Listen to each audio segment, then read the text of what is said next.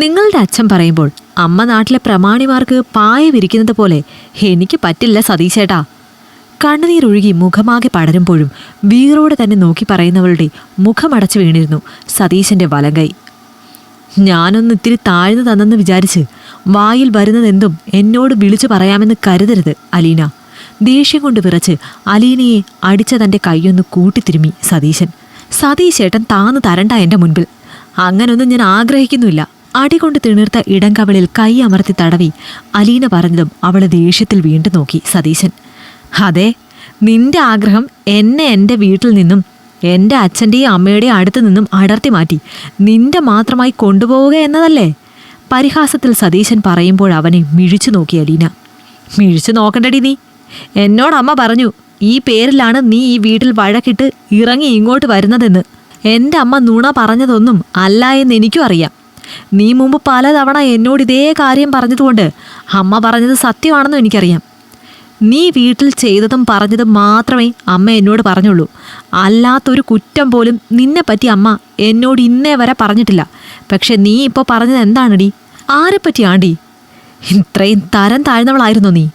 അലീനയോടുള്ള ദേഷ്യവും വെറുപ്പും നിറഞ്ഞിരുന്നു സതീശന്റെ വാക്കുകളിൽ. ഒരക്ഷരം തിരികെ മറുപടി പറയാതെ അവനെ നോക്കി നിന്നു അലീനയും. താൻ എന്തു തന്നെ പറഞ്ഞാലും അവന് തന്നേക്കാൾ വിശ്വാസം സ്വന്തം മാതാപിതാക്കളെ തന്നെ ആകുമെന്ന ഉറപ്പവൾക്കുണ്ട്. അവർക്കിടയിൽ താനെന്നും ആ അനാഥ തന്നെ ആവുമെന്ന് അവളോളം ആർക്കറിയാം?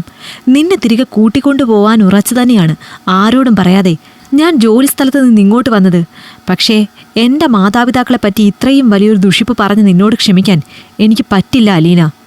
നീ ഇവിടെ തന്നെ നിന്നു. എന്നിട്ട് ചെയ്തതും പറഞ്ഞതും എല്ലാം തെറ്റാണെന്ന് തോന്നുമ്പോൾ ഇറങ്ങി വന്നതുപോലെ തിരികെ വന്നേരെ. വരുമ്പോൾ എൻ്റെ അച്ഛനെയും അമ്മയെയും പറ്റി പറഞ്ഞ അനാവശ്യത്തിന് അവരുടെ കാലിൽ പിടിച്ച് മാപ്പ് പറയാനുള്ള മനസ്സ് കൂടി ഉണ്ടാവണം നിനക്ക്. അല്ലാതെ ആ വീടിൻ്റെ പടി ചവിട്ടില്ല നീ. ഞാനൊരു തെറ്റും ചെയ്യാത്ത കാലത്തോളം അങ്ങനെ ഒരു മാപ്പ് പറച്ചിൽ ഉണ്ടാവില്ല സതീശേട്ടാ. ഈ അനാഥാലയത്തിൽ എൻ്റെ മരണം വരെ ഞാൻ താമസിക്കേണ്ടി വന്നാലും ആ വീട്ടിലേക്ക് ഞാൻ മടങ്ങി വരികയില്ല. ഞാനിവിടെ കാണുന്നതും കേൾക്കുന്നതൊന്നും ഇന്നേ വരെ നിങ്ങളോട് പറഞ്ഞിട്ടില്ല.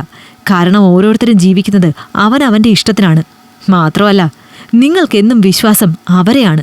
അതൊരു തെറ്റുമല്ല. പക്ഷെ ഞാൻ നിങ്ങളുടെ, അതായത് അവരുടെ മകൻ്റെ ഭാര്യയാണെന്ന് പോലും മറന്ന് കുന്നുമല പ്രമാണി ശേഖരൻ്റെ ഒപ്പം അന്തിക്കൂട്ട് കിടക്കാൻ എന്നെ നിർബന്ധിച്ച നിങ്ങളുടെ അച്ഛനോടും അമ്മയോടും എൻ്റെ മരണം വരെ ഞാൻ ക്ഷമിക്കില്ല സതീശേട്ടാ. അങ്ങനെ എനിക്ക് നിങ്ങളുടെ ഒപ്പം ജീവിക്കണ്ട. ഉറപ്പുള്ള അവളുടെ വാക്കുകളിൽ അവളെ തല്ലാനായി വീണ്ടും ഉയർത്തിയ കൈ സ്വയം അറിയാതെ തന്നെ താഴ്ത്തി സതീശൻ. താഴ്ത്തി അവൻ്റെ കൈയിലേക്കും മുഖത്തേക്കും ഒന്ന് നോക്കി അലീന. തിരികെ കയറിപ്പോയതും നിറഞ്ഞ കണ്ണുകൾ ആരും കാണാത്ത വിധം ആ അനാഥാലയത്തിൻ്റെ പടിയിറങ്ങി സതീശൻ. അനാഥയായ അലീനയെ കണ്ടിഷ്ടപ്പെട്ടതും തനിക്കായി ആലോചിച്ച് വിവാഹം നടത്തി തന്നതും തൻ്റെ മാതാപിതാക്കളാണ്. പ്രവാസിയാണ് താൻ. വർഷത്തിൽ 1 മാസത്തെ ലീവിന് വരുന്നവൻ. വിവാഹം കഴിഞ്ഞ നാൾ മുതൽ മകളെപ്പോലെ അണിയിച്ചൊരുക്കി അവളെ അമ്മ കൊണ്ടു നടക്കുമ്പോഴും അവളുടെ ആഗ്രഹങ്ങൾക്കനുസരിച്ച് അച്ഛൻ ഭക്ഷണ സാധനങ്ങൾ വാങ്ങിക്കൊണ്ട് വരുമ്പോഴും എല്ലാം തനിക്ക് അഭിമാനമാണ് തൻ്റെ വീട്ടുകാരെ ഓർത്ത്. ലീവ് കഴിഞ്ഞ് താൻ മടങ്ങി ദിവസങ്ങൾ പിന്നിട്ടതും അലീന ഓരോ കുറ്റങ്ങളോ പരാതികളോ അമ്മയെപ്പറ്റി പറയുമ്പോഴും അവളെ കുറ്റപ്പെടുത്തി ഒരു വാക്കുപോലും ഇന്നേ വരെ പറഞ്ഞിട്ടില്ല. വീട് വിട്ടിറങ്ങിപ്പോയി അലീനയെന്ന് പറഞ്ഞ അമ്മ കരഞ്ഞ കരച്ചിൽ ഇപ്പോഴും സ്വന്തം ചെവിയിൽ മുഴങ്ങുന്നതായി തോന്നി സതീശന്. ആരോടും പറയാതെ വേഗത്തിൽ ലീവെടുത്ത് നാട്ടിലെത്തിയത് തന്നെ അലീനയെ കാര്യങ്ങൾ പറഞ്ഞ് മനസ്സിലാക്കി തിരികെ കൂട്ടിക്കൊണ്ടുപോകാൻ വേണ്ടിയാണ്. പക്ഷെ അവൾ പറഞ്ഞത് അതും അവളെ ഒരു മകളായി കണ്ടത്രയും സ്നേഹിക്കുന്നവരെ പറ്റി. എങ്ങനെ കഴിഞ്ഞു അവൾക്കിതിന്? ആ ചിന്തയിൽ പോലും നിറഞ്ഞവൻ്റെ മിഴികൾ. രാത്രി ഏറെ കഴിഞ്ഞിരുന്നു അന്ന് സതീശൻ വീട്ടിലെത്തുമ്പോൾ. പറയാതെയുള്ള തൻ്റെ ഈ വരവിൽ അമ്മയുടെയും അച്ഛൻ്റെയും മുഖത്തുണ്ടാവുന്ന ഞെട്ടലും പിന്നെയുള്ള അവരുടെ സന്തോഷവുമെല്ലാം മനസ്സിൽ തെളിഞ്ഞതും ആ അവസ്ഥയിലും ഒരു ചിരി തെളിയിച്ചവനിൽ. ഇരുളിലാണ്ട് കിടക്കുന്ന വീടിനെ ഒന്നാകെ നോക്കി. കോളിംഗ് ബെല്ലിൽ സതീശൻ വിരൽ അമർത്താൻ തുടങ്ങുന്നേരം തന്നെയാണ് അകത്തുനിന്ന വാതിൽ തുറന്നൊരാൾ പുറത്തെ ഇരുട്ടിലേക്കിറങ്ങിയത്. കുന്നുമ്മൽ വീട്ടിലെ ശേഖരൻ. ചുണ്ടുകൾ ഉരുവിട്ടതും അവൻ്റെ മനസ്സിലേക്ക് ഓടിയെത്തിയത് അലീനയുടെ വാക്കുകളാണ്. എന്തോ ഒരു ഉൾപ്രേരണ പോലെ ആരുടെയും കണ്ണിൽ പെടാതെ ഇരുളിൽ മറഞ്ഞു നിന്നു അവൻ. മാലു. ശേഖരൻ വിളിച്ചതും പുറത്തേക്കിറങ്ങി വന്നയാളുടെ നെഞ്ചോരം ചേർന്നെന്ന പോലെ നിൽക്കുന്ന തൻ്റെ അമ്മയെ ഞെട്ടലോടെയാണ് സതീശൻ നോക്കിയത്. അവൻ്റെ കണ്ണുകൾ അച്ഛനെ തേടിയതും കണ്ടു ഒരു ചിരിയോടെ കുറച്ചപ്പുറം നിൽക്കുന്നയാളെ. മാലു, ഏതു വിധേനയും അനാഥാലയത്തിൽ നിന്ന് ആ പെണ്ണിനെ ഇവിടെ തിരികെ എത്തിക്കണം. അലീനയെ.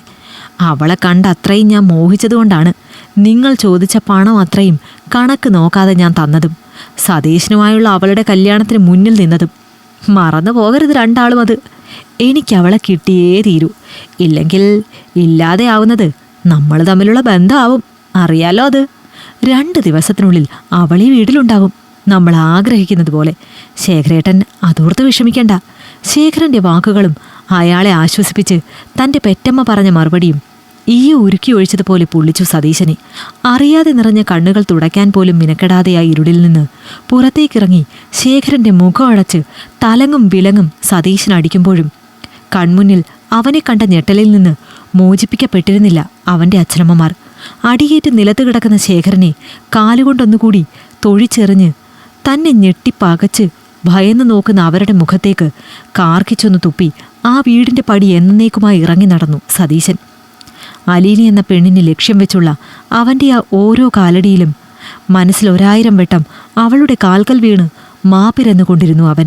സ്വന്തം നിഴലും ചതിക്കുന്ന ഈ ലോകത്ത് അവൻ ഉള്ളു തുറന്ന് കരയാൻ അവൾ ഒരുത്തിയെ അപ്പോഴീ ഭൂമിയിൽ അവൻ്റേതായി അവശേഷിച്ചിരുന്നുള്ളൂ എന്ന തിരിച്ചറിവിലാണവൻ.